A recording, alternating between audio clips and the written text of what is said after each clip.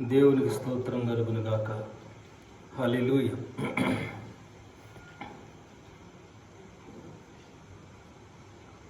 దేవుని యొక్క వాక్యము ధ్యానించుకుందాం.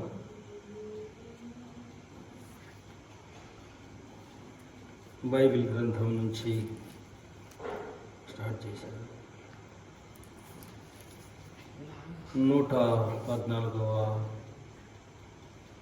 అధ్యాయం, కీర్తనలు 114వ అధ్యాయము 3వ వచనం నేనే చదువుతున్నాను. శ్రద్ధగా ఆలకించండి. సముద్రము దానిని చూచి పారిపోయిను, యోర్దాను నది వెనుకకు మళ్ళెను. చిన్నమాట ప్రార్థన చేద్దాం. ప్రేమ కలిగిన పరలోకపు తండ్రి, ప్రియరక్షకుడైన యేసుక్రీస్తు ప్రభువా, మరి ఒకసారి మీ పాద సన్నిధికి వచ్చిన అయా చదవబడిన లేఖన భాగం ద్వారా మీరే నాతో మాతో తేటగా మాట్లాడండి. ప్రభు, వినుచున్న నీ బిడ్డల్లో ఆత్మీయ మేలు ఆశీర్వాదాన్ని అనుగ్రహించమని, అయా వినుచున్న నీ బిడ్డల్లో నిన్ను గూర్చిన అనుభవ జ్ఞానంలోనికి నడిపించమని అడుగుచున్నాం. ప్రభువా, నాయన ప్రత్యేకమైన ఈ యొక్క ఆదివారం ఆరాధనలు మీరే వచ్చి మాకు మీ శ్రేష్టమైన వాక్యమైన సంగతులు నాయన బోధించి బలపరచు. యేసయ్య పరిశుద్ధ నామములో అడిగి వేడుకొంచున్నాము తండ్రి. ఆమేన్, ఆమేన్, ఆమేన్. ప్రభునందు ప్రియులారా, చదవబడిన లేఖన భాగంలో సముద్రము దానిని చూచి పారిపోయిను, యోర్దాను నది వెనుకకు మళ్ళీనని చెప్పారు. బైబిల్ గ్రంథ పరిభాషలో చూసినప్పుడు సముద్రం అనగా లోకం. అలాగే తెలుగు భాషలో సముద్రమునకు నానా అర్థాలు మనం చూసినప్పుడు లోకము అనేదాన్ని, ఎక్కువ జన సమూహాన్ని మనము చూసినప్పుడు చెప్పేది ఏమిటంటే సముద్రంలాగా తలపిస్తుందని చెప్పి మనం చెప్తాం.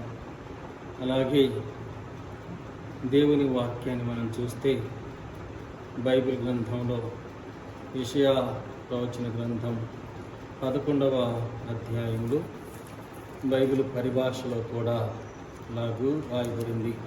11వ అధ్యాయము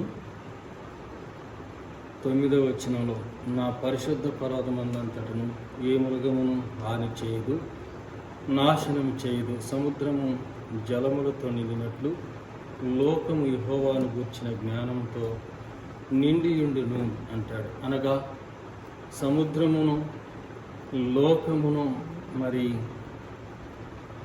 ఒక సాదృశ్య రూపంలో బైబిల్కు పండితులు దేవుని యొక్క వాక్యం దృష్టాంతంగా చెప్పిన అనుభవాన్ని మనం చూస్తూ ఉన్నాం. అలాగే దేవుని వాక్యాన్ని మనం చూస్తే యోర్దాను అనేది బైబిల్ గ్రంథంలో ఒక పుణ్య నది. అయితే యోర్దాను నది అనే పేరుకు అర్థం మరణము అని అర్థం. లోకము మరణము అట ఎవరినో చూసి పారిపోతున్నాయి అని చెప్పి రాశారు. దేవుని బిడ్డలారా, యూదా ఆయనకు పరిశుద్ధ స్థలమాయను అని చెప్పి రాశారు. ఇశ్రాయేలు ఆయనకు రాజ్యమాయను అని చెప్పి చెబుతూ వచ్చారు. బైబిల్ గ్రంథంలో ఎక్కడ మరి లోకము అనే సముద్రం యోర్దాను నది వెనుకకు మళ్ళిందో మనం చూస్తే యెహోషువ గ్రంథము 3వ అధ్యాయం, యెహోషువ గ్రంథము 3వ అధ్యాయం దేవుని యొక్క వాక్యాన్ని మనం చూసినప్పుడు ఈ యోర్దాను నది ఎలాగూ పక్కకు మళ్ళిందో మనం చూస్తాం. 14 నుంచి 17 వరకున లేఖన భాగాన్ని చదువుచున్నాం. యెహోషువ గ్రంథము 3వ అధ్యాయం. కోతకాలమంతయు యోర్ధాను దాని గట్లన్నిటి మీద పొర్లిపారును. నిబంధన మందసము మోయు యాజకులు జనులకు ముందుగా వెళ్ళగా యోర్ధానును దాటుటకై జనులు తమ గుడారములో నుండి బయలుదేరిరి. అప్పుడు మందసమును మోయువారును యోర్ధానును దిగిన తరువాత మందసమును మోయు యాజకుల కాళ్ళు నీటి అంచున మునగగానే పైనుండి యాజకుల కాళ్ళు నీటి అంచున సారేతాను పైనుంచి పారు నీళ్లు బహుదూరమున సారేతాను వద్ద నున్న ఆదామను పురమునకు దగ్గరగా ఏకరాశిగా నిలిచెను.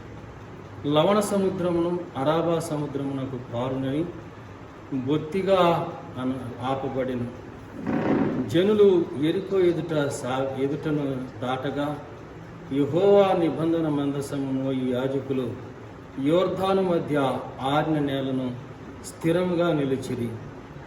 జనులందరూ యోర్ధానును దాటుట తుదముట్టు వరకు ఇశ్రాయేలీలందరూ ఆరిన నేల మీద దాటుచూ వచ్చిరి అని రాశాడు.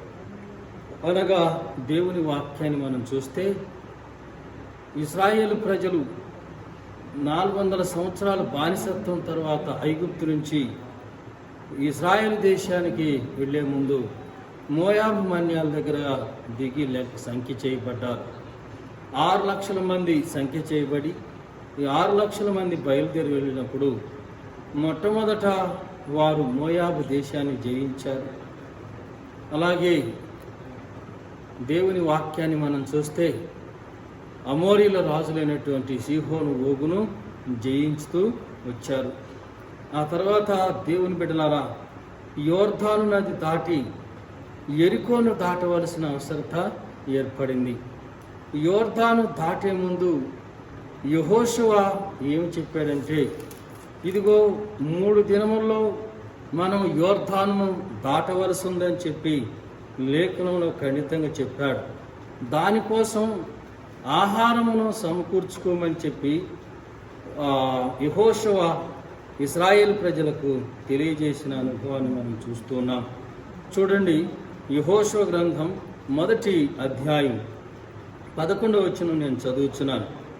ఈ మాట చెప్పుడి, మీరు స్వాధీనపరచుకొనుటకు మీ దేవుడైన యెహోవా మీకు ఇచ్చుచున్న దేశమును స్వాధీనపరచుకొనబోవుటకై 3 దినముల్లోగా మీరు ఈ యోర్ధానును దాటవలెను గనుక ఆహారము సిద్ధపరచుకొనుడి అని చెప్పి ప్రభు యెహోషువ ద్వారా తెలియజేస్తున్నాడు. 3 దినములు అనగా దేవుని బిడ్డలారా వారు యోర్ధాను దాటడానికి 3 దినాలు అక్కడ పడితే బైబిల్ గ్రంథ పరిభాషలో ఒక మనుషుడు మరణమనే యోర్ధానును జయించటానికి జీవితకాలంలో 3 అనుభవాలు, బాల్యము, యవనము, వృద్ధాప్యం, మధ్యలో వార్ధక్యము ఉన్నప్పటికీ వృద్ధాప్యం 3 దినాలు 3 అనుభవాలు చెబుతున్న ప్రతి మనుషుని యొక్క జీవితాన్ని 3 భాగాలుగా చేస్తే, అయితే ఈ అనుభవంలో వృద్ధాప్యం వచ్చేటప్పటికి మరణం వస్తుంది మనుషులకి. బాల్యంలో రావచ్చు, యవన ప్రాయంలో రావచ్చు. అయినప్పటికీ మరణం అనే యోర్ధానును దాటడానికి ఆహారం సిద్ధపరచుకోమని చెబుతూ ఉన్నాడు. దేవుని బిడ్డలారా, ఈ ఆహారం ఏమిటో మనము తర్వాత ముందు వచ్చే సంభాషణలో మనము చూస్తాం. దేవుని బిడ్డలారా, అయితే యోర్ధాను నది అట ముందుకు పారాల్సింది వెనుకకు మళ్ళిందట, ఏకరాశిగా వెనుకకు మళ్ళింది అని చెబుతున్నాడు. ఎందుకు వెనుకకు మళ్ళవలసి వచ్చింది? అలాగే కీర్తనాకారుడైనటువంటి యెహోషువ చెబుతున్న మాటను బట్టి చూస్తే, ఇదిగో దానిని చూచినప్పుడు సముద్రము పారిపోయేను అంటాడు. దాన్ని చూసినప్పుడు సముద్రము పారిపోయేది, సముద్రం దాన్ని చూసి పారిపోయేది.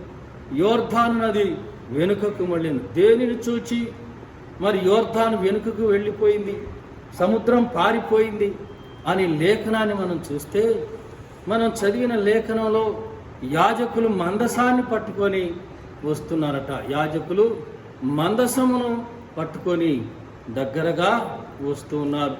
వారు యోర్దానులో కాలు పెట్టినప్పుడు యోర్దాను నీళ్లు వెనక్కి వెళ్ళిపోయి మందసాన్ని చూసి సముద్రం అరాభాలో తిరిగిపోయింది అనే విషయాన్ని మనము వాక్యంలో చదువుతూ వచ్చాం. యెహోషువ గ్రంథం 3వ అధ్యాయం 15వ వచనంలో మనం చూస్తూ వచ్చాం.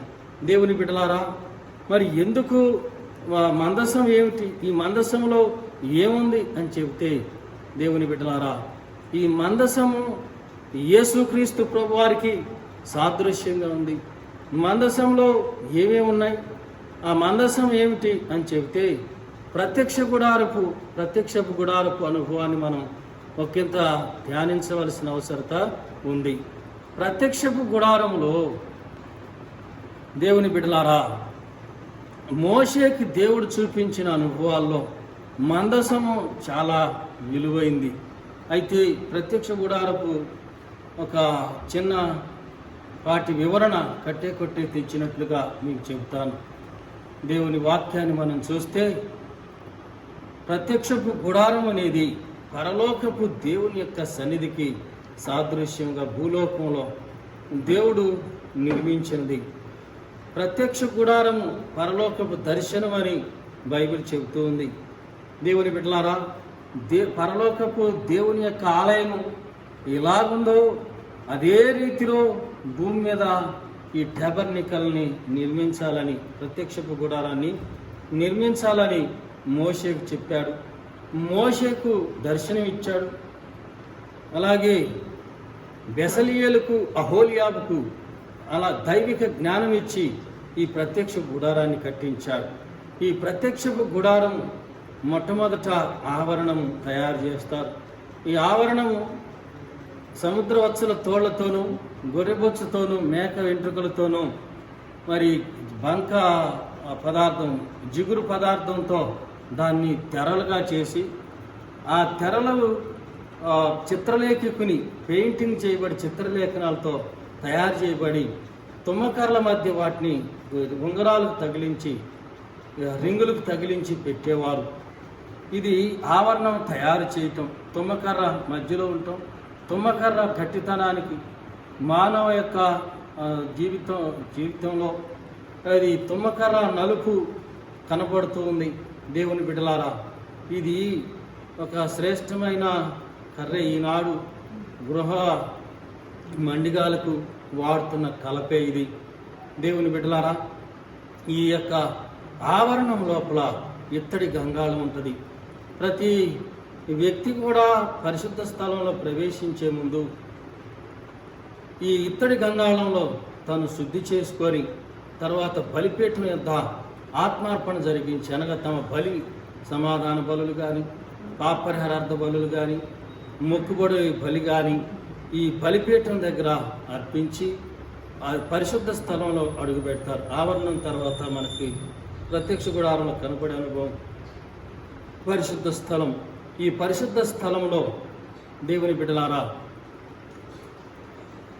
సముఖపు బల్ల అలాగే దీపవృక్షం ఉంటాయి.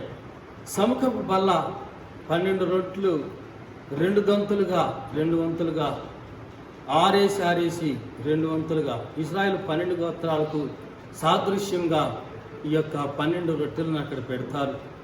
అలాగే ఈ సముఖపు బల్లలో చేయి వేసినాక అందరూ కూడా ఆరాధన ముగించడం జరుగుతుంది. దీపవృక్షం దేవుని సంఘానికి సాదృశ్యం.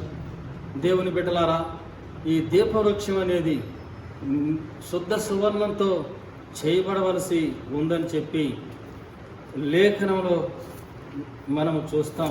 నిర్గమకాండం 25వ అధ్యాయం 31వ వచనంలో ఈ దీపవృక్షం గురించి ప్రభు మోషే ద్వారా రాయించాడు. మరియు నీవు మేలిమి బంగారుతో దీపవృక్షం చేయవలను, నక్షీ పనిగా ఈ దీపవృక్షం చేయవలను, దాని ప్రకాండము దాని శాఖలను నక్షీ పనిగా చేయవలను, దాని కలశములు దాని మొగ్గలు దాని పువ్వులు ఒకదానితో ఏకాండమై ఒకటి ఉండవలను. దీపవృక్షం యొక్క ఒక ప్రక్క నుండి 3 కొమ్ములు, దీపవృక్షం యొక్క రెండవ ప్రక్క నుండి 3 కొమ్ములు, అనగా దాని ప్రక్కల్లో నుండి 6 కొమ్ములు నిగడవలెను. ఒక కొమ్మలో మొగ్గ పువ్వు గల బాదం రూపమైన 3 కలశములు, రెండవ కొమ్మలో మొగ్గ పువ్వు బాదము రూపమైన 3 కలశములు అట్లు దీపవృక్షం నుండి బయలుదేరు కొమ్మలలో ఉండవలెను. మరియు దీపవృక్ష ప్రకాండంలో బాదము రూపమైన 4 కలశములు, వాటి మొగ్గలు వాటి పువ్వులు ఉండవలెను అని చెప్పి రాశారు. ఇది దేవుని బిడ్డలారా దీపవృక్షం యొక్క అనుభవం. అయితే మన పాఠ్యాంశం ఈరోజు మందసము గనక మందసమును చూసి మరణం ఎలాగూ వెనక్కి మళ్ళిందో చెప్పాలి గనక ఈ దీపవృక్షం గురించి, సముఖ బల గురించి, అలాగే ఆవరణంలో ఉన్న ఇత్తడి గంగాళం గురించి, బలిపీఠం గురించి మీకు వివరించడం లేదు. దేవుని వాక్యాన్ని మనం చూస్తే ఇది ఇక పోతే అతి పరిశుద్ధ స్థలం. పరిశుద్ధ స్థలానికి అతి పరిశుద్ధ స్థలానికి డివైడింగ్గా మధ్యలో అడ్డు తెర ఉంటుంది. ఆ అడ్డు తెరే యేసయ్య శరీరమునకు సాదృశ్యం. దేవుని బిడ్డలారా, ఈ అడ్డు తెరలో నుంచి దేవుని యొక్క వాక్యాన్ని మనం చూస్తే అడ్డు తెర అనుభవం దేవుని యొక్క శరీరమునకు సాదృశ్యం. ఈ అడ్డు తెరలో నుంచి ప్రతి సంవత్సరం ప్రధాన యాజకుడు తనది కాని రక్తం తీసుకొని అతి పరిశుద్ధ స్థలంలో ప్రవేశించి ఈ మందసము, దానిపైన ఉన్న కరుణాపీఠము, ఆ కరుణాపీఠము పైన కెరూబుల మీద, సువర్ణ ధూపార్తి మీద అక్కడ ఈ బలి పశువు యొక్క రక్తమును చెమిరి ప్రజలందరి పాపముల కొరకు దానిని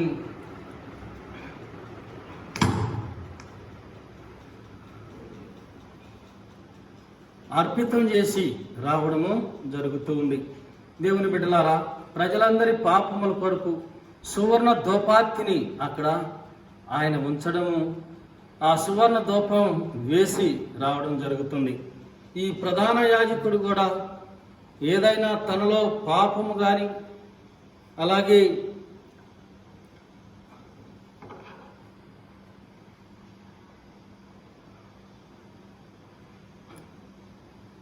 దేవునికి వ్యతిరేకమైన అతిక్రమ క్రియలు ఉన్నట్లయితే ప్రధాన యాజకుడు అక్కడే చనిపోవడం జరుగుతుంది. అతను వెళ్లే ముందు తన కాలికి తాడు కట్టుకొని నడుముకు వెళ్ళడం జరుగుతుంది. చనిపోతే అతన్ని తాడు పెట్టి బయటకు లాగేవారు. ఇది అతి పరిశుద్ధ స్థలం. ఈ అతి పరిశుద్ధ స్థలంలో ఎవరు అడుగు పెట్టడానికి వీలు లేదు. కారణం ఏమిటంటే అతి పరిశుద్ధ స్థలంలో అపవిత్రులు కాలు పెట్టినప్పుడు చనిపోవడం జరుగుతుంది. అటువంటి స్థానంలో ఉన్నదే ఈ యొక్క మందసము పెట్టెలో ఏమేమి ఉన్నాయి అని ఆలోచన చేసినప్పుడు మందసం యొక్క పెట్టెలో మన్నా కలిగిన బంగారు పాత్ర, రెండవది చిగురించిన హరోను కర్ర, మూడవది మోషే ద్వారా ఇవ్వబడిన ఆజ్ఞల పలకలు. దేవుడు మోషే ద్వారా మనకి ఇవ్వబడిన ఆజ్ఞల పలకలు. దేవుని బిడ్డలారా, ఈ మందసము పైన కరుణాపీఠం, ఆ కరుణాపీఠం మీద ముఖాముఖిగా 2 కెరూబులు ఒకదానికొకటి ఎదురుగా. ఈ మందసము వెడల్పు 3.5, ఎత్తు 3.5, 2 3.5 లోతు అని చెప్పారు. అది 3.5 అని చెప్పారు. దేవుని బిడ్డలారా, దానిని బట్టి ఈ యొక్క మందసం యొక్క కొలతలను ముందుగా చెప్పారు. మందసము బంగారు జవతో మూయబడి ఉంటుంది. దానికి ఇరువైపులా ఉంగరాలు చేసి దానిలోంచి 2 మోతకర్రలు ఉంటాయి. ఈ మందసము ఎక్కడ ఉంటే అక్కడ ఆశీర్వాదం. ఇది బలసూచకమైనది. ఎవరైతే ఆ మందసము ఇంట్లో పెట్టుకున్నారో వాళ్ళు బలవంతులుగా దినదినం అభివృద్ధి పొందుతూ వచ్చారు. ఒకసారి ఉబేదెదోము అనే వ్యక్తి ఈ మందసమును తన ఇంట్లో ఉంచుకున్నాడు.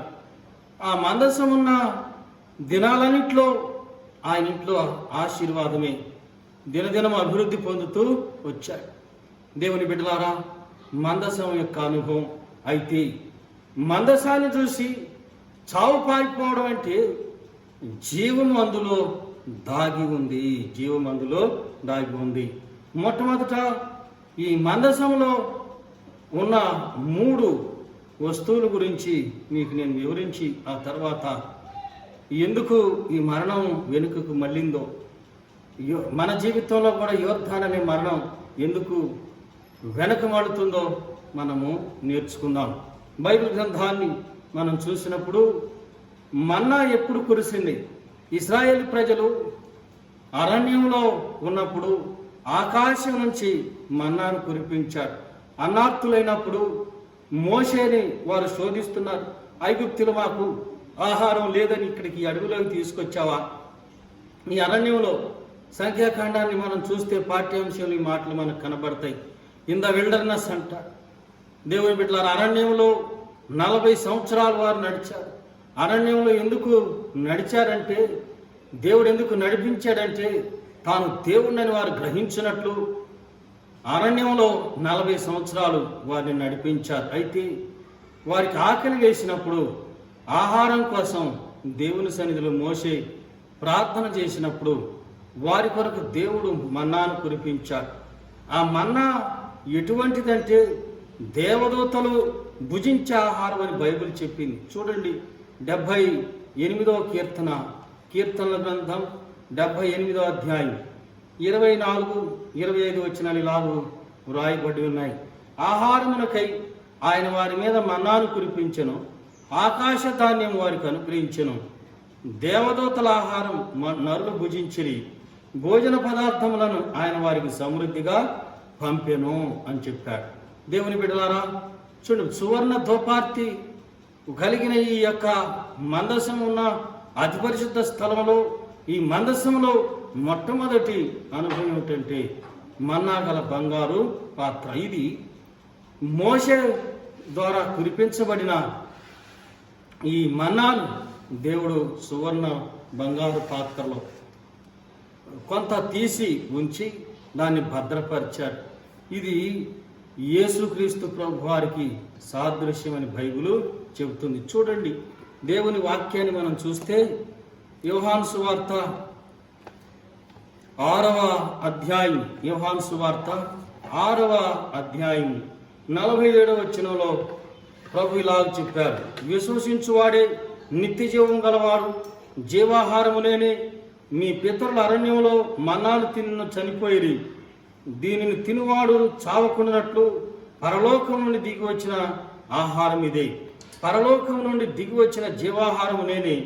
ఎవడైనా ఈ ఆహారం భుజించితే వాడు ఎల్లప్పుడూ జీవించును. మరి నేనిచ్చు ఆహారం లోకమునకు జీవం కొరకైన నా శరీరమే అని మీతో చెప్పుచున్నాను, నిశ్చయముగా చెప్పుచున్నానని. చూడండి, దేవుని వాక్యం వింటున్న ప్రియ సహోదరి సహోదరులారా, జీవాహారం నేనేనని చెప్పాడు. యేసుక్రీస్తునందు విశ్వాసం ఉంచి ఆ జీవాహారము ఎవరైతే తీసుకుంటారో మరణం వారి యొద్ద నుంచి పక్కకు వెళ్ళిపోతుంది.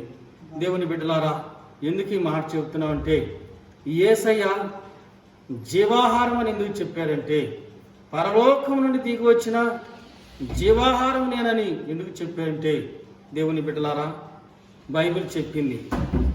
దేవుని వాక్యాన్ని మనం చూస్తే యోహాను సువార్త 1వ అధ్యాయం 1 నుంచి 4 వరకున్న లేఖన భాగాన్ని నేను చదువుతున్నాను. ఆది యందు వాక్యము ఉండెను, వాక్యము దేవుని యొద్ద ఉండెను, వాక్యము దేవుడై ఉండెను. ఆయన ఆది యందు దేవుని యొద్ద ఉండెను, సమస్తం ఆయన మూలంగా కలిగెను, కలిగినదేది ఆయన లేకుండా కలిగి ఉండలేదు. కలిగినదేది ఆయన లేకుండా కలిగి ఉండలేదు అని చెప్తున్నా. ఆయనలో జీవం ఉండెను, ఆ జీవం మనుషులకు వెలుగైండని అని చెప్పి లేఖనం చెబుతుంది. ఇలా చెబుతూ 14వ వచనం వచ్చినప్పుడు ఆ వాక్యము శరీరధార్యమా వలె మనము ఆయన మహిమను కనుగొంటిమి అన్నాడు. మహిమను కనుగొంటిమి.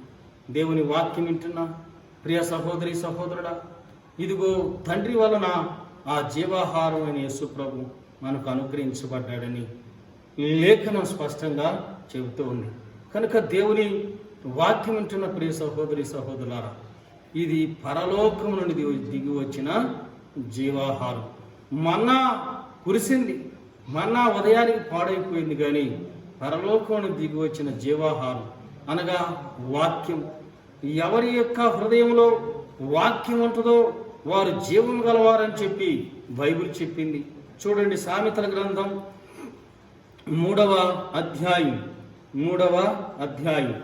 దేవుని వాక్యాన్ని మనం చూస్తే 8వ వచనం అంట, అప్పుడు నీ దేహం నాకు ఆరోగ్యం, నీ ఎముకలకు సత్తువ కలుగును అని చెప్పి వ్రాశాడు. అనగా ఎవరిలో అయితే దేవుని వాక్యం ఉంటుందో వారి ఎముకలకు సత్తువట, వారి దేహమునకు ఆరోగ్యం అని చెప్పాడు. 4వ అధ్యాయం సామెతల గ్రంథం 22వ వచనం చూస్తే అక్కడ అంటాడు, అది దొరికిన వారికి జీవమును, వారి సర్వశరీరమునకు ఆరోగ్యము కలిగినంటాడు. దేవుని వాక్యం ఎందుకు ఆరోగ్యం అమ్మా అని చెప్తే, ఎక్కడైతే దేవుని యొక్క వాక్యం వచ్చిందో, ఎక్కడైతే దేవుడు మా వాక్యం ఎవరికైతే వస్తో వారిలో జీవం వచ్చింది. ఎందుకంటే యేసు ప్రభు వారి శరీరధారిగా ఉన్న దినాల్లో శతాధిపతి వచ్చి, అయ్యా నా దాసుడు మిగులు పక్షవాయువుతో మిగులు బాధపడుచున్నాడు అని చెప్పగానే, ఆయన మీ ఇంటికి వస్తాను అని చెప్పి ప్రభు నీ దాసును స్వస్థపరుస్తానని ప్రభు చెప్పారు. మత్తయి సువార్త 8వ అధ్యాయం మొదటి నుంచి ఈ మాటలు మనకు 8 వచనాల్లో చూస్తే ఈ సంభాషణ మనకు కనబడుతుంది. అయితే శతాధిపతి అన్నాడు, అయ్యా నేను అధికారములకు లోబడినవాడు, ఇదిగో నీవు మాట మాత్రం సెలవిస్తే నా దాసుడు స్వస్థతను అందుతాడని చెప్పాడు. నేను ఇశ్రాయేల్లో ఇంత విశ్వాసం ఉన్నట్లు ఎవరిని కనుగొనలేదని చెప్పి, నీవు విశ్వసించిన ప్రకారం నీకు అగునుగా కానీ ప్రభు చెప్పినప్పుడు ఆ దాసుడు స్వస్థత, ఆ గడియలోనే స్వస్థత పొందినని వ్రాయబడి ఉంటుంది. అయితే దేవుని వాక్యం వింటున్న ప్రియ సహోదరి సహోదరులారా, వాక్యము నిన్ను తట్టినప్పుడు, వాక్యమైన దేవుని శరీరమును నీవు భుజించినప్పుడు నీవు జీవములోనికి వెళతావు. అనగా నిర్జీవ క్రియలు నీ ఎదుట నీలో నుంచి వెళ్ళిపోతాయి. యోర్ధాను అనే మరణాన్ని జయించడానికి నీవు సంపాదించుకోవాల్సిన ఆహారం ఏమిటంటే, మందసములో ఉన్న బంగారు పాత్రలో ఉన్న మన్నా. ఆ మన్నా యేసుక్రీస్తు ప్రభు, ఆ మరుగైన మన్నా యేసుక్రీస్తు ప్రభు. దేవుని బిడ్డలారా, పరలోక రాజ్యంలో కూడా ఈ మన్నాను స్వీకరించే అనుభవం ఉన్నది అని చెప్పి బైబిల్ మనకు నేర్పింది. ప్రకటన గ్రంథము 2వ అధ్యాయం 16వ వచనం చూస్తే అక్కడ ఇలాగూ వ్రాయబడి ఉంది, కావున మారు మనసు పొందుము, లేని ఎడల నీ యొద్దకు త్వరగా వచ్చి నా నోటి నుండి వచ్చు ఖడ్గం చేత వీరితో యుద్ధం చేసేదను. 17 సంగములతో ఆత్మ చెప్పుచున్న మాట చెవి గలవాడు వినుగాక, జయించువానికి మరుగైన మన్నాను భుజింపనిత్తును, మరియు అతనికి తెల్లని రాతినిత్తును, ఆ రాతి మీద చెక్కబడిన యొక్క కొత్త పేరుండును, పొందిన వానికే కానీ అది మరెవరికి తెలియదు అని చెప్పి రాశాడు. చూడండి దేవుని బిడ్డలారా, యేసుక్రీస్తు ప్రభు భూలోకంలో ఆ జీవాహారాన్ని సంపాదించుకున్నప్పుడు మనకు అనుగ్రహించేది ఏమిటంటే జీవమును, అనగా ఆ జీవాహారమైన యేసుక్రీస్తు మనను జీవవృక్ష ఫలములోనికి నడిపిస్తాడు. మరుగైన మన్నాను మనకు తినిపిస్తాడు. మరి తెల్లని రాతి, మోషేకు రాతి పలకలు ఇచ్చినట్లుగా ఆ తెల్లని రాతి మీద, శిలాశాసనం మీద నీ పేరు రాయబడి ఉంటుంది. అబ్రహాము అసలు పేరు అబ్రాం. అయితే దేవుని యందు విశ్వాసం నుంచి విశ్వాస పరీక్షలో గెలిచినప్పుడు ఆయన పేరుకి అర్థం ఏమిటంటే అబ్రాం, తండ్రి హెచ్చించిన అర్థం. అయితే విశ్వాస పరీక్షలో గెలిచినప్పుడు దేవుడు ఆయనకు అబ్రహాము అని పేరు పెట్టాడు. అబ్రహాము అనగా అనేక జనములకు తండ్రి అని బైబిల్ చెబుతుంది. దేవుని బిడ్డలారా, అనేక జనములకు తండ్రిగా ముద్ర వేయబడి ఈనాడు ఎవరైతే క్రీస్తుని అంగీకరిస్తున్నారో వారందరూ కూడా అబ్రహాం మాకు తండ్రి అని చెబుతున్నారు. మహమ్మదీ సహోదరులు మాకు అబ్రహాం తండ్రి అని చెబుతున్నారు. దేవుని బిడ్డలారా, హిందూ సహోదరులు దేవుని తెలుసుకున్నవారు అబ్రహాం మాకు తండ్రి అని ఒప్పుకుంటున్నారు. కారణం ఏమిటంటే మన ప్రభు తెల్లని రాతి మీద ఆయన పేరును ముద్రించి ఇచ్చాడు. దేవుని బిడ్డలారా, జీవగ్రంథమందు నీ పేరుండాలంటే ఈ మరుగైన మన్నాను, జీవాహారమైన యేసయ్యను నీవు పొందుకోవాలి. మరుగైన మన్నాను అనగా జీవాహారమైన యేసును నీవు కలిగినప్పుడే, ఆ జీవాహారంలో భుజించినప్పుడే, ఆ సముఖపు బలలో చేయివేసినప్పుడే యోర్దాన్ అనే మరణం నీ వద్దకు రాకుండా వెనుకకు మళ్ళీపోతుంది. ఎందుకు ప్రభువు చెప్పారు, నేను సజీవులకే దేవుణ్ణి కానీ మృతులకు దేవుణ్ణి కాదు అని చెప్పారు. దేవుని బిడ్డలారా, ప్రభు మనకు నేర్పిస్తున్న పాఠం ఏమిటంటే వినండి.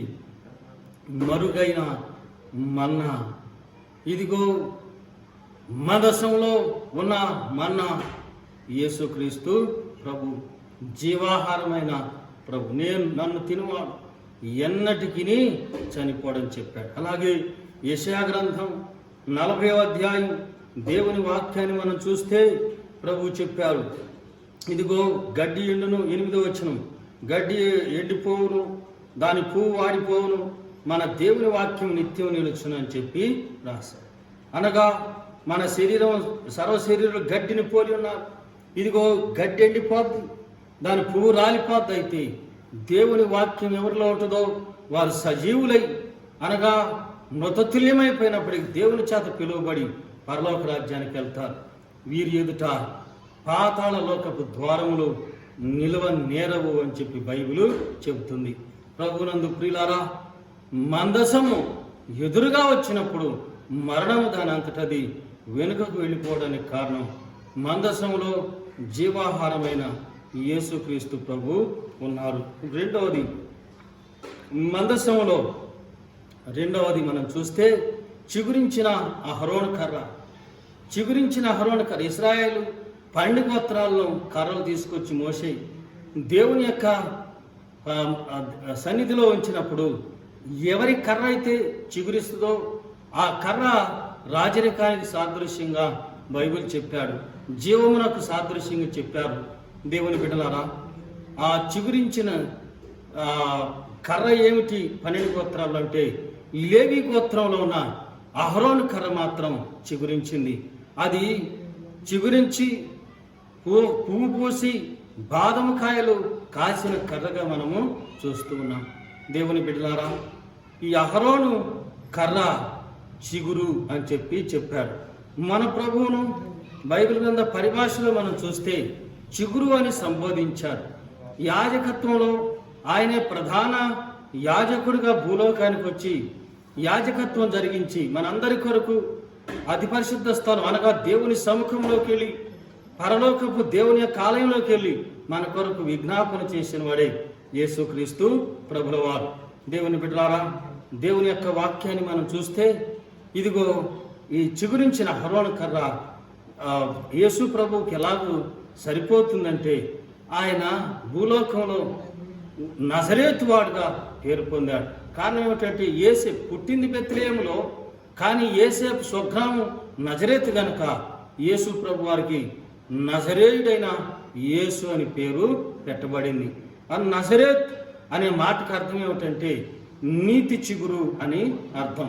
అయితే నజరేతులో నీతి ఏమైనా ఉందా అని చెబితే ఇదిగో అది అవమానపరచబడిన ప్రదేశం అని చెప్పి, ఇదిగో వేదన పడిన దేశం అని చెప్పి, మబ్బు నిలవని దేశం అని చెప్పి యెషయా గ్రంథము 9వ అధ్యాయం 2వ వచనంలో స్పష్టంగా మనము చూస్తాం.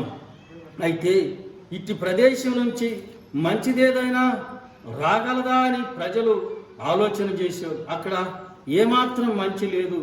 ఇదిగో గలలీలు పాపులు, ఇదిగో దేవునికి ఏమాత్రము మరి లోబడిని ప్రజలు, దైవభయం లేనివారని చెప్పబడే ప్రదేశంలో నుంచి నీతి సిగురుగా యేసయ్య రావడం ఆశ్చర్యపరిచింది. ఎందుకంటే ఒకానొక సమయంలో యేసు ప్రభు వారు మరి శిష్యుడైనటువంటి ఫిలిప్పు, నతనయేలు, ఇదిగో బర్తలోమై అనే పేరు ఉంటుంది ఆయనకి మరో పేరు, ఆయన దగ్గరికి వెళ్ళినప్పుడు ఇలాగ సంభాషణ జరిగింది. యోహాను సువార్త మొదటి అధ్యాయం 43, 1వ అధ్యాయం 43 నుంచి 49 వరకున్న లేఖన భాగాన్ని చదువుతున్నాను. మర్నాడు ఆయన గలిలయకు వెళ్ళగోరి ఫిలిప్పును కనుగొని నన్ను వెంబడించమని అతనితో చెప్పెను. ఫిలిప్పు బెత్సయిదా వాడు అనగా ఆంద్రియా, పేతురు అనువారి పట్టణపు కాపురస్తుడు. ఫిలిప్పు నతనయేలును కనుగొని ధర్మశాస్త్రంలో మోషే ప్రవక్తలు ఎవరిని గూర్చి రాసిరో ఆయనను కనుగొంటిమి, ఆయన యోసేపు కుమారుడైన నజరేయుడగు యేసు అని అతనితో చెప్పెను. అందుకు నతనయేలు, నజరేతులో నుండి మంచిది ఏదైనా రాగలదా అని అతన్ని అడుగ్గా, వచ్చి చూడమని ఫిలిప్పు అతనితో అనెను. యేసు నతనయేలు తన యొద్దకు వచ్చట చూచి, ఇదిగో ఇతడు నిజంగా ఇశ్రాయేలీయుడు, ఇతని యందు ఏ కపటమును లేదని అతని గూర్చి చెప్పెను. నన్ను నీవు ఎలాగూ ఎరుగుదువో అని నతనయేలు ఆయన అడుగగా, యేసు, ఫిలిప్పు నిన్ను పిలవక మునిపే నీవు అంజూరపు చెట్టు క్రింద ఉన్నప్పుడే నిన్ను చూచితినని అతనితో చెప్పెను. నతనయేలు, బోధకుడా, నీవు దేవుని కుమారుడు, ఇశ్రాయేలు రాజు అని ఆయనకు ఉత్తరము ఇచ్చెను. ఇందా మీకు చెప్పాం, యాజకత్వంలోనే నిజమైన రాజరికం ఉంది అని చెప్పాడు. అయితే దేవుని బిడ్డలారా, బైబిల్ చెప్పింది, పేతురు రాసిన మొదటి పత్రిక 2వ అధ్యాయం దేవుని వాక్యాన్ని మనం చూస్తే ప్రభు చెప్పారు 9వ వచనంలో, అయితే మీరు చీకట్లో నుండి ఆశ్చర్యకరమైన వెలుగులోనికి మిమ్మల్ని పిలిచిన వాని గుణాతిశయములను ప్రచురం చేయ నిమిత్తము ఏర్పరచబడిన వంశమును, రాజులైన యాజక సమూహమును, పరిశుద్ధ జనమును, దేవుని సొత్తైన ప్రజలై ఉన్నారంటాడు. అనగా ఇప్పుడు యేసు ప్రభు పుట్టిందేమో యోధా గోత్రం, అయితే ఈయన అసలు గోత్రం ఏమిటంటే యాజకత్వం అని చెప్పి బైబిల్ చెప్పింది. కారణం ఏమిటంటే, దేవుని బిడ్డలారా, పరలోకమందున్నప్పుడే యేసు ప్రభు శరీరధారిగా భూలోకానికి రాకముందే ఆయన యాజకత్వాన్ని నెరపిన సంఘటన మనం ఆదికాండంలోనే చూస్తాం. ఆదికాండము 14వ అధ్యాయం 18వ వచనంలాగా రాయబడింది. మరియు షాలేము రాజైన మెల్కిసెదెకు రొట్టెను ద్రాక్షరసమును తీసుకుని వచ్చెను. అతడు సర్వోన్నతుడైన దేవునికి యాజకుడు. అప్పుడు అతడు అబ్రహాము ఆశీర్వదించి, ఆకాశమునకు భూమికి సృష్టికర్తయు సర్వోన్నతుడైన దేవుని వలన అబ్రహాము ఆశీర్వదింపబడిననియు, నీ శత్రువులను నీ చేతికి అప్పగించిన సర్వోన్నతుడకు దేవుడు స్తుతింపడుగాక అని చెప్పెను. అప్పుడు అతడు అన్నిటిలో ఇతనికి 10వ వంతు ఇచ్చినని చెప్పాడు. షాలేం రాజు అని ఎందుకు చెప్పాడంటే, భూమి మీద యెరూషలేము నిర్మాణ క్రమం చేసిన వాడు యేసు ప్రభువే. దేవుని బిడ్డలారా, చూడండి, మొట్టమొదటి దానికి షాలేం అని పేరు. షాలేం అనగా సమాధానం. షాలేం రాజు మెల్కీసెదెకు అన్నాడు. మిల్కీ అనగా నీతి, సెదెక్ అనగా రాజు అని అర్థం. నీతికి రాజు అయిన ప్రభు యాజకుడిగా భూలోకానికి వచ్చిన అనుభవాన్ని అబ్రహాము జీవితంలో మనము చూస్తున్నాం. అబ్రహాము రొట్టె ద్రాక్ష రసం ఇచ్చాడు అబ్రహాముకు, అలాగే అబ్రహాము అన్నింటిలో 10వ వంతు ఇచ్చాడు. ఇది అబ్రహాముకు షాలేం రాజు యేసుక్రీస్తు ప్రభు. షాలేం అనగా దేవుని బిడ్డలారా, ఈనాడు యెరూషలేము. ఎందుకంటే అబ్రహాము ఇస్సాకును బలి ఇచ్చినప్పుడు మోరియా పర్వతం మీద, ఆ మోరియా పర్వతానికి ఈరే అని వచ్చింది పేరు. ఎందుకంటే అగ్ని నిప్పులున్నాయి, కట్టెలున్నాయి, బలిపీఠపు రాళ్ళు ఉన్నాయి, తాళ్ళు ఉన్నాయి. వధపశువు ఏదంటే యెహోవా ఈరే అని చెప్పి అబ్రహాం అన్నాడు. అయితే ఆ అబ్రహాము ఈరే అన్నాడు కాబట్టి ఈరే మోరియా పర్వతానికి ఆ రోజు నుంచి ఈరే పర్వతం వచ్చింది. ఇది ఈరే పర్వతం కింద ఉంది కనుక ఈ షాలేం పట్టణం ఈరే షాలేం కాలక్రమంలో యెరూషలేముగా పేరుగా ఉద్భవించడం జరిగింది. దేవుని బిడ్డలారా, అలాగూ యెరూషలేము అనే పేరు రావడం జరిగింది. దేవుని బిడ్డలారా, అయితే మన పాఠంలో మనం చూస్తే యాజకత్వం చేసిన వాడు ఈయనే. ఎందుకు ఈ మాట చెబుతున్నానంటే, ఈ చిగురు అనే సేవకుడు వచ్చి భూలోకంలో తన రాజ్యాన్ని కడతాడు, సంఘాన్ని కడతాడు. ఆ చిగురే వచ్చి మనలను మరణం నుంచి జీవంలోనికి తీసుకుని వెళ్తుందని బైబిల్ చెబుతుంది. చూడండి, యెషయా గ్రంథం 4వ అధ్యాయం చూస్తే మన ప్రభువుకు ఆ ప్రవక్తలు చిగురు అని పేరు పెట్టి పిలిచారు. యెహోవా యొక్క చిగురు అంటారు. 2వ వచనం 4వ అధ్యాయం యెషయా గ్రంథం 4వ అధ్యాయం 2వ వచనం చూస్తే అక్కడ అంటాడు, ఆ దినమున యెహోవా చిగురు మహిమయు భూషణమగును, ఇశ్రాయేలులో తప్పించుకున్న వారు భూమి పంట అతిశయాస్పదముగాను శుభలక్షణంగాను ఉండును అన్నాడు. చూడండి, యెహోవా చిగురు అని చెప్పి రాశాడు. అలాగే 11వ అధ్యాయం యెషయా గ్రంథము 11వ అధ్యాయం మొదటి 2 వచనాలు చూస్తుంటాడు, యెషయి మొద్దు నుండి చిగురు పుట్టును, ఆ వాని వేరుల నుండి అంకురం ఎదిగి ఫలించును. యెహోవా ఆత్మ జ్ఞాన వివేకములకు ఆధారమగ ఆత్మ, ఆలోచన బలములకు ఆధారమగ ఆత్మ, తెలివిని యెహోవా యెడల భయభక్తులు పుట్టించు ఆత్మ అతని మీద నిలుచును అని చెప్పి చెప్తూ ఈ 9వ వచనంలో అంటాడు, నా పరిశుద్ధ పర్వతమందంతా ఏ మృగము హాని చేయదు, నాశనము చేయదు. సముద్రము జలముతో నిండినట్లు లోకము యెహోవాను గురించిన జ్ఞానంతో నిండియుండును. ఆ దినమున ప్రజలకు ధ్వజముగా నిలుచుండు యెషయి వేరు చిగురునొద్ద జనములు విచారణ చేయును. ఆయన విశ్రమ స్థలము ప్రభావము కలదగునని చెప్పాడు. యెషయి అనగా దావీదు తండ్రి. దావీదు యొక్క చిగురు దావీదు కుమారుడని భూలోకంలో ఆయన వచ్చినప్పుడు పిలిచారు. ఎందుకనగా దావీదు నీతియుక్తమైన ధర్మశాస్త్రానికి లోబడి పరిపాలన చేసిన వాడు. అందును బట్టి యేసు ప్రభువును దావీదు కుమారుడు అని చెప్పారు. అందుకని యెషయి చిగురని ప్రవక్తలు వాడారు పేరు. అలాగే ఇర్మియా ప్రవచన గ్రంథం 23వ అధ్యాయం 5వ వచనంలో ఇలాగ రాయబడి ఉంది, యెహోవా ఇలాగు ఆజ్ఞ ఇచ్చుచున్నాడు, రాబో దినముల్లో నేను దావీదునకు నీతి చిగురు పుట్టించెదను, అతడు రాజై పరిపాలన చేయును, అతడు వివేకముగా నడుచుకును, కార్యము జరిగించును, భూమి మీద నీతి న్యాయములను జరిగించునని చెప్పాడు. కార్యము అనగా దేవుని సంఘమును కట్టుట అని మనకు అర్థమవుతుంది. అలాగే దేవుని వాక్యాన్ని మనం చూస్తే జకర్యా ప్రవచన గ్రంథము 6వ అధ్యాయం 12వ వచనంలో ప్రభు స్పష్టంగా మనకు ఈ మాటలు చెప్పారు. చూడండి, యెహోవా ఆ దినమున 6వ అధ్యాయం 12వ వచనం, అతనితో ఇట్లనము, సైన్యములకు అధిపతి యెహోవా సెలవిచ్చినదేమనగా, చిగురు అని ఒకడు గలడు, అతడు తన స్థలంలో నుండి చిగుర్చును, అతడు యెహోవా ఆలయమును కట్టును, అతడే యెహోవా ఆలయమును కట్టును, అతడు ఘనత వహించుకొని సింహాసనాసీనుడై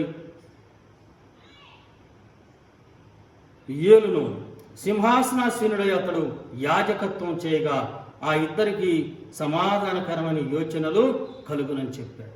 దేవుని బిడ్డలారా, దేవుని వాక్యం వింటున్న ప్రియ సహోదరి సహోదరులారా, దేవునికి మనకును మధ్యవర్తిగా యాజకుడిగా భూలోకానికి వచ్చాడు. మనందరి కొరకు ఆయన బలి అయి ఇదిగో సమాధానము సమకూర్చిన వాడుగా బైబిల్ చెబుతుంది. చూడండి, హెబ్రీ పత్రిక 9వ అధ్యాయం 24వ వచనం, అందువలన నిజమైన పరిశుద్ధ స్థలమును పోలిన హస్తకృతమైన పరిశుద్ధ స్థలంలో క్రీస్తు ప్రవేశించలేదు గాని ఇప్పుడు మన కొరకు దేవుని సముఖమందు కనబడుటకు పరలోకమందే ప్రవేశించను అని చెప్పి రాశారు. దేవుని బిడ్డలారా, చూడండి, ఆయన మనందరి కొరకు యాజకత్వం, ప్రతి ప్రధాన యాజకుడు ప్రతి సంవత్సరం తనది కాని రక్తంతో పరిశుద్ధ స్థలంలోకి వెళ్ళి యాజకత్వం జరిగించేవాడు. కానీ ఇప్పుడు ఆ రక్తము పని చేయలేదు. పరిశుద్ధ రక్తం అవసరమైంది. అమూల్యమైన రక్తం అనగా నిర్దోషమైనది, నిష్కలంకమైన గొర్రెపిల్ల రక్తం మనకు అవసరమై ప్రభు భూలోకానికి వచ్చి మనందరి కొరకు ఇదిగో అతి పరిశుద్ధ స్థలములో మందసం ఉండే ప్రదేశంలో వెళ్ళి పరలోకముల సముఖమందు ఆ దేవుని యొక్క ఆలయంలో మన కొరకు బలి అర్పణ జరిగించాడు. ఎందుకనగా ఈయన పరిశుద్ధుడు, ప్రతి ప్రధాన యాజకుడు తన యొక్క పాపముల కొరకు, ప్రజల పాపం కొరకు 2 కోడెలను లేకపోతే మేకలను వధించి ఆయన తన పాప పరిహారార్థం చేసుకుని వెళ్ళేవాడు. మన ప్రభు ఏమాత్రము పాపము లేనివాడని బైబిల్ చెబుతుంది. చూడండి, హెబ్రీ పత్రిక 7వ అధ్యాయం 26వ వచనంలో ఇలాగ రాయబడింది: పవిత్రుడు, నిర్దోషి, నిష్కల్మషుడు, పాపుల్లో చేరక ప్రత్యేకంగా ఉన్నవాడు, ఆకాశ మండలం కంటే మిక్కిలి హెచ్చైన వాడినైనట్టి ప్రధాన యాజకుడు మనకు సరిపోయిన వాడు అన్నాడు. దేవుని బిడ్డలారా, ఆయనే మనందరి కొరకు రక్తాన్ని చిందించి క్రయధనమును చెల్లించాడు. ఈ చిగురే ఆలయాన్ని కడతాడు. దేవుని బిడ్డలారా, ఈనాడు మేము సంఘాలు కట్టామని చెబుతున్న మాట ఒట్టి బూటకం. దేవుడే సంఘాన్ని కట్టాలి. నిర్మాణకుడు ఆయనే కట్టాలి. దేవుని బిడ్డలారా, నీవు నేను బాప్తిసం ఇస్తే అది సాక్షార్థమై ఇవ్వడమే కానీ ప్రతి మనుషుడు కూడా క్రీస్తు యొక్క జీవజల పోట్లో కడగబడాలి. ఇదిగో జక్కయ్య కడగబడినట్లు, ఇదిగో సమరీ స్త్రీ కడగబడినట్లు, ఇదిగో శిలువలో దొంగ కడగబడినట్లు, ఇదిగో నికోదేమనే పరిసయుడు కడగబడినట్లు మనం కడగబడాలి. దేవుని చేత కడగబడాలి. పాత నిబంధన మీద పరిశుద్ధులు ఎలాగైతే దేవుని చేత కడగబడిన అనుభవంలోకి వచ్చారో అలా కడగబడిన అనుభవంలో మనం దేవుని యొక్క ఆలయంగా కట్టబడతాం, కానీ వేరే రకంగా కట్టలేము. అందుకని అంటున్నాడు, ఇదిగో చిగురించిన అహరోను కర్ర సంఘాన్ని కట్టేది, చిగురించిన అహరోను కర్ర యాజకత్వమునకు సాదృశ్యం, చిగురించిన అహరోను కర్ర నాయకత్వానికి సాదృశ్యం. యేసు ప్రభుల వారే మన నాయకుడు, మనను నిర్మాణకుడు. కనుక బైబిల్ గ్రంథం ఋగ్వేదంలో చెప్పారు, ప్రజాపతి ప్రజలను కనేవాడు అని చెప్పాడు. దేవుని బిడ్డలారా, ప్రజాపతికి ఇచ్చిన ఇదిగో ఒక భాష్యం ఏమిటంటే ప్రజాపతి అనగా ప్రజలను కనేవాడు. అయితే ప్రభు చెబుతున్నాడు, నుండి యాజకత్వం జరిగించేవాడు ప్రజాపతి. ఆ ప్రజాపతి అన్నంవై ప్రజాపతికి అని చెప్పాడు. ఇదిగో ఇందాక చెప్పాం, ఇదిగో సువర్ణతో బంగారు పాత్రలో ఉన్న మన్నా, ఇదిగో అన్నమై ప్రజాపతి మనల్ని మరణం నుంచి జీవనానికి తీసుకెళ్తుంది. రెండోది చిగురించిన నిర్మాణకుడు యేసుక్రీస్తు ప్రభు. ప్రజాపతి హిరణ్య గర్భ అని చెప్పాడు. రత్న గర్భంతో యేసయ్య భూలోకానికి వచ్చాడు. మరియ గర్భంలో ఆయన జన్మించి మనందరి కొరకు ఇదిగో ఆయనే శరీరధారిగా భూలోకానికి వచ్చి రక్తాన్ని చిందించాడు.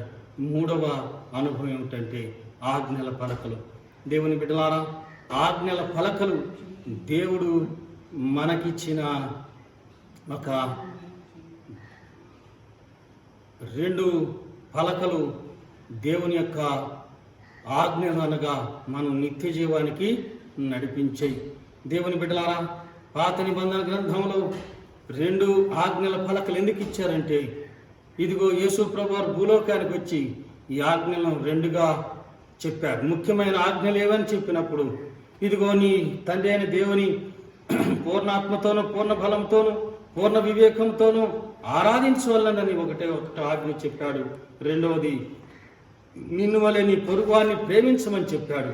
దేవుని బిడ్డలారా, నిర్గమకాండము 20వ అధ్యాయంలో ఈ ఆజ్ఞలను మనం చూస్తాం. 4వ వచనం నుంచి కట్ షాట్ చేసి చెబుతున్న అనుభవాలు ఏమిటంటే, మొట్టమొదటి ఆజ్ఞల గురించి ఇదిగో 11-12 వచనం వరకు 5 ఆజ్ఞలను ప్రభు చెప్పారు. ఇదిగో నీ దేవుడిని యెహోవా తప్ప మరి ఒక దేవుడు నీకు ఉండకూడదని చెప్పారు. ఏ విగ్రహారాధన నువ్వు చేయకూడదని చెప్పారు. అలాగే ఇదిగో విశ్రాంతి దినమును పరిశుద్ధంగా ఆచరించమని చెప్పాడు. యెహోవా నామమును వ్యర్థంగా ఉచ్చరించరాదని చెప్పారు. అలాగే నీవు దీర్ఘాయుష్మంతుడన్నట్లు నీ తండ్రిని తల్లిని సన్మానించమని చెప్పారు. దేవుని బిడ్డలారా, ఇది ఒక పలక మీద రాసినాయి. 2వ పలక మీద 5 ఆజ్ఞలు. నరహత్య చేయరాదు, వ్యభిచరించరాదు, దొంగిలించరాదు, అబద్ధ సాక్ష్యం పలకరాదు, నీ పొరుగు వాని భార్యనైనను అతని దాసునైనను అతని ఎద్దునైనను గాడిదనైనను నీవు ఆశింపకూడదని చెప్పి ప్రభు చెప్పారు. ఈ 5 ఆజ్ఞలు 2వ పలక మీద రాశాడు. మొదటి 5 ఆజ్ఞలు పాత నిబంధన గ్రంథాన్ని మనకు తేటతెల్లం చేస్తున్నాయి. పాత నిబంధన గ్రంథం అంతా కూడా ధర్మశాస్త్రము, దేవుని ఆరాధన, తండ్రి అని దేవుని ఆరాధించమని చెప్పింది. ఆజ్ఞలను మీరినప్పుడు తండ్రిని పూజించినప్పుడు వారికి శ్రమలు వచ్చినాయి, మరణం వచ్చింది, లేములు వచ్చినాయి, తెగుళ్ళు వచ్చినాయి. దేవుని బిడ్డలారా, అయితే రెండవ ఆజ్ఞ ఏమిటంటే, ఇదిగో రెండవ పలక మీద రాసింది, నిన్ను వలె నీ పొరుగువాన్ని ప్రేమించుము. ఇది క్రొత్త నిబంధనకు సాదృశ్యంగా ఉంది. దేవుని బిడ్డలారా, యేసయ్య భూలోకానికి వచ్చి ఇదిగో పాప క్షమాపణ గురించి, క్షమాపణ హృదయాన్ని గురించి ప్రభు మనకు నేర్పించారు. తను చంపుతున్న మనుషులను చూసి ప్రభు కలువరి శిలువలో ఇదిగో మొదటి మాట్లాడినాడు, తండ్రి వీరేమి చేయుచున్నారో వీరు ఎరుగరు గనక వీరిని క్షమించమని చెప్పాడు. పేతురు భక్తుడు ఒకసారి ప్రభు దగ్గరకు వచ్చి, అయ్యా నా సహోదరుడు నా పట్ల అపరాధం చేస్తే ఎన్నిసార్లు నేను క్షమించాలి, ఎన్నిసార్లు నేను అతన్ని క్షమా హృదయంతో చూడాలని ప్రభువుని అడిగిన ప్రభు అన్నారు, ఇదిగో 7 మార్లు మట్టుకా అని అడిగితే 7 మార్లు మట్టుకు కాదు, 70 ఏళ్ల వరకు అని చెప్పి, 70 ఏళ్ల మట్టుకు అని చెప్పి అన్నాడు. కనుక ఒక మనుషుడు జీవితాంతం మనిషిని ప్రేమించినట్లయితే ఇదిగో క్షమించే అనుభవంలోకి వెళ్ళవలసి ఉందని చెప్పి ప్రభు చెప్పారు. ఈ మాటలు మత్తయి సువార్త 18వ అధ్యాయం 21 నుంచి 23 వరకు ఉన్న మాటలు మనకు కనబడతాయి. ఆ సమయంలో పేతురు ఆయన యొద్దకు వచ్చి, ప్రభువా నా సహోదరుడు ఆయన తప్పిదం చేసిన ఎడలా నేను ఎన్ని మార్లు అతన్ని క్షమింపవలను? 7 మార్లు మట్టుగా అని అడిగాను. అందుకు యేసు అతనితో ఇట్లా, నేను 7 మార్లు మట్టుకే కాదు 70 ఏళ్ల మార్ల మట్టుకని నీతో చెప్పుచున్నాను. కావున పరలోక రాజ్యం తన దాసుల యొక్క లెక్క చూచుకొని కోరిన యొక్క రాజ్యమును రాజులు పోలి ఉన్నదని చెప్పి ప్రభు చెప్పాడు. కనుక క్షమాపణ అనేది మనం నేర్చుకోవాల్సిన పాఠం. సహోదరుని క్షమించని వాడు నిత్య నరకాగ్నికి వెళ్తాడు. సహోదరుని ప్రేమించిన వాడు నిత్య రాజ్యమును ప్రేమించిన వాడు నిత్య రాజ్యానికి వెళ్తాడు. ఎందుకంటే బైబిల్ చెప్పింది. యోహాను రాసిన మొదటి పత్రిక 3వ అధ్యాయం 12 నుంచి 15 వరకు ఇలాగూ రాయబడింది, ఇదిగో మనము కయ్యను వంటి వారమై ఉండరాదు. వాడు దుష్టుని సంబంధి అయి సహోదరుని చంపాను. వాడు అతన్ని ఎందుకు చంపాను? తన సహోదరుని క్రియలు, తన క్రియలు చెడ్డవి, తన సహోదరుని క్రియలు నీతి గలవైన ఉండిన కనుకనే కదా. సహోదరులారా, లోకం మిమ్మల్ని ద్వేషించిన ఆశ్చర్యపడుకుడి. మనము సహోదరులను ప్రేమించుచున్నాము కనుక మరణము నుండి జీవంలోనికి దాటి ఉన్నామని ఎరుగుదుము. ప్రేమ లేనివాడు మరణమందు నిలిచి ఉన్నాడు. తన సహోదరుని ద్వేషించువాడు నరహంతకుడు. ఏ నరహంతకుని యందు నిత్య జీవం ఉండదని మీరెరుగుదురు అని చెప్పాడు. దేవుని బిడ్డలారా, కనుక సహోదర ప్రేమలో మనము క్షమాపణ హృదయంలో దేవుని యొక్క రాజ్యానికి హక్కుదారులం అవుతాం. ధర్మశాస్త్రం అంతా కూడా ఒక్క మాటలో మనకు సంపూర్ణమవుతుందని పౌలు భక్తులు చెప్పారు. గలతీ పత్రిక 5వ అధ్యాయం 14వ వచనం చూసినప్పుడు ధర్మశాస్త్రం అంతయు నిన్ను వలె నీ పొరుగువాని ప్రేమించుము అని ఒక్క మాటలో సంపూర్ణమై ఉన్నది. అయితే మీరు ఒకరినొకడు కరుచుకొని భక్షించిన ఎడల మీరు ఒకరి వలన ఒకడు బొత్తిగా నశించిపోదురేమో చూచుకొనుడి. దేవుని బిడ్డలారా, దేవుని వాక్యం వింటున్న ప్రియ సహోదరి సహోదరులారా, మనం క్షమాపణ హృదయం కలిగి ఇదిగో క్షమాపణ అనుభవం కలిగి ముందుకు వెళ్ళినప్పుడు దేవుని రాజ్యానికి హక్కుదారులం అవుతాం. ఆజ్ఞల పలకలో రెండవది ధర్మశాస్త్రం.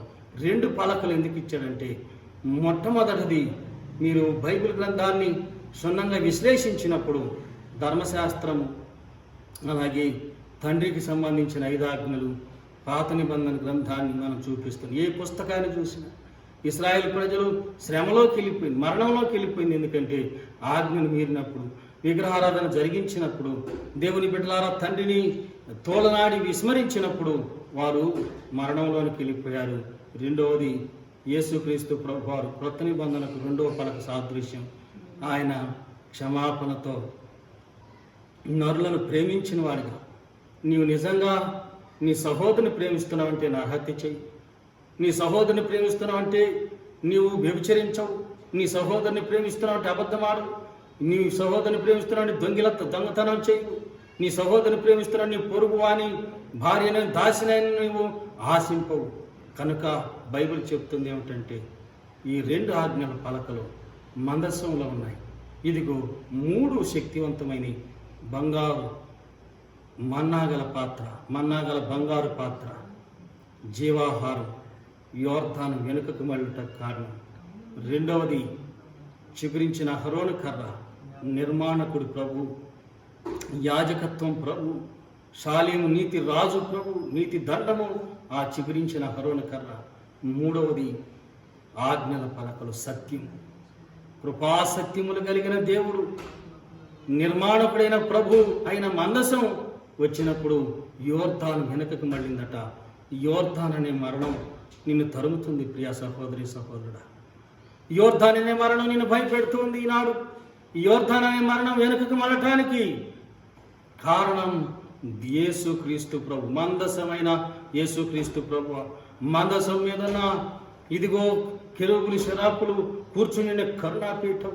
ఈ కరుణాపీఠం మన మీద కరుణ చూపిస్తుంది కనుక మరణం మన యొద్ద నుంచి తీసివేయబడుతుంది. ఎందుకంటే యేసయ్య భూలోకానికి వచ్చి మరణమును జయించిన దేవుడు. ఇదిగో యాయిరు కుమార్తెను బ్రతికించాడు. ఇదిగో జీవము కలిగిన దేవుడై ఇదిగో 4 దినాలు సమాధిలో పెట్టబడిన లాజరును బ్రతికించాడు. యోహాను సువార్త 11వ అధ్యాయంలో లాజరు ఉదంతాన్ని మనం చూస్తాం. 25 వచ్చిన అంటాడు, అందుకు యేసు పునరుత్థానమును జీవమును నేనే, నా యందు విశ్వాసం ఉంచువాడు చనిపోయిన బ్రతుకును, బ్రతికిన యందు విశ్వాసం ఉంచువాడు ప్రతివాడు ఎన్నటికీ చనిపోడని చెప్పాడు. దేవుని బిడ్డలారా, ఆ జీవాహారమైన మందసం ముందు మరణము వెనక్కి వెళ్ళిపోయింది, సముద్రం పారిపోయింది. దేవుని బిడ్డలారా, లోకము, మరణము నిన్ను భయపెడుతున్న అనుభవాలైతే వీటన్నిటిని వెనక మళ్ళటానికి యేసుక్రీస్తు ప్రభువును అంగీకరించు. అవి నీ యొద్ద నుంచి వెనుకకు పారిపోవటానికి యేసుక్రీస్తుని అంగీకరించు. మందసమైన యేసు ప్రభువును అంగీకరించడం చేత నిత్యరాజ్యానికి వారసులు అవుతావు, హక్కుదారు అవుతావు. దేవుడు మన ప్రభు కలువరి శిలువలో మనందరి కొరకు యజ్ఞమై, మనందరి కొరకు ఒకరి తక్కువ 40 కొరడా దెబ్బలు తిని మనందరి కొరకు జీవ రక్త ప్రోక్షణం జరిగించాడు. మనందరి కొరకు దేవుని బిడ్డలారా, మందసమైన ప్రభు శరీరధారిగా భూలోకానికి వచ్చి రక్తాన్ని చెందించి మరణాన్ని దూరం చేశాడు. ఆయన విశ్వాసం ఉంచిన వారు ఎన్నటికీ సజీవులే. మరణం మన యొద్ద నుంచి తీసివేయబడుతుంది. ఎందుకంటే ప్రభు చెప్పాడు. యెషయా భక్తుని ద్వారా ప్రవచించిన అనుభవం 25వ అధ్యాయం యెషయా గ్రంథం 25:8 అంటాడు, మరెన్నడను ఉండకుండా మరణమును ఆయన మృంగివేయును. ప్రభు అయిన యెహోవా ప్రతి వాని ముఖము బాష్ప బిందువును తుడిచివేయును. భూమి మీద నుండి తన జనుల నిందను తీసివేయును. ఇలాగున జరుగునని యెహోవా సెలవిచ్చుచున్నాడు. దేవుని బిడ్డలారా, ఇది ప్రభు మనకిచ్చే రక్షణ. 9వ వచనం అంటాడు, ఆ దినమున జనులు ఇలాగందరూ ఇదిగో మనలను రక్షించునని మనము కనిపెట్టుకొని ఉన్న మన దేవుడు, మనము కనిపెట్టుకొని యెహోవా ఈయనే, ఆయన రక్షణ బట్టి మనం సంతోషించి ఉత్సహింతము అని చెప్పుతారట. దేవుని బిడ్డలారా, మరణం అనే యోర్ధాను వెనుకకు మళ్ళటానికి, ఇదిగో యోర్ధాను దాటటానికి మందసమైన యేసును కలిగి ఉన్నారు. ఆనాటి మందసమే శరీరధారిగా భూలోకానికి వచ్చి మనందరినీ పరలోక రాజ్యానికి చేర్చడానికి యాజకత్వం జరిగించింది. ఆయన యందు విశ్వాసం ఉంచడం చేత, ఆ మందసమైన యేసయ్య యందు విశ్వాసం ఉంచడం చేత నిత్యరాజ్యానికి హక్కుదారులు అవుతాం. దేవుడు ఈ కొద్ది మాటలు దీవించును గాక, వినికిడిలో మీకు సహాయం చేయను గాక. ప్రార్థన. స్తోత్రం ప్రభువా, నీ వందనాలు ఆయన. మరి ఒకసారి నీ పాద సన్నిధికి వచ్చింది అయ్యా, ఇంతవరకు నీ సన్నిధి మాకు తోడుగా ఉంచి మమ్మలను బలపరిచి నడిపించినందుకై స్తోత్రం. ఎందరైతే నీ మాటలు వింటున్నారో ప్రతి బిడ్డను మీరు దర్శించండి అయ్యా. నాయన ఎలక్ట్రానిక్ మీడియా ద్వారా కూడా ఎందరైతే నీ మాటలు వింటున్నారో ఆయన ప్రతి ఒక్క బిడ్డను దీవించండి అయా. మందసమైన నిన్ను కను అయా, మందసమైన నిన్ను చేర్చుకొని మరణము అనే యోర్ధాను వెనుకకు మళ్లించుకొనబోదా ఇచ్చేది అయా. ఇదిగో తండ్రి నాయన, ఈ మధ్యాహ్న కాల దీవులతో ప్రతి ఒక్కరిని పేరు దీవించి ఆశీర్వదించమని యేసయ్య పరిశుద్ధ నామములో అడిగి వేడుకొంచున్నాము తండ్రి. ప్రియ సహోదరి సహోదరులారా, మరి ఒక ప్రత్యేకమైన ప్రకటన ఏమిటంటే, మరి ఇమానుయేల్ సత్యస్వరం అని ఛానల్, యూట్యూబ్ ఛానల్ను సబ్స్క్రైబ్ చేసుకోండి. ఇటువంటి వీడియోలు మీకు పంపిస్తూ ఉంటాం. అలాగే ప్రపంచం అంతా విపత్కరమైన పరిస్థితులు ఉంది. కరోనా వైరస్ తాండవం చేస్తూ అనేకులను బలిగొంటూ ఉంది. మీ ఇళ్లలోనే ఉండండి, ఎక్కడికి బయటకు వెళ్ళకండి. మరి అత్యవసరం అయితేనే ఇంట్లోంచి బయటకు రండి. అలాగే ఫిజికల్ డిస్టెన్స్, సోషల్ డిస్టెన్స్ పాటించండి. ప్రతి తగు జాగ్రత్తలు తీసుకోండి.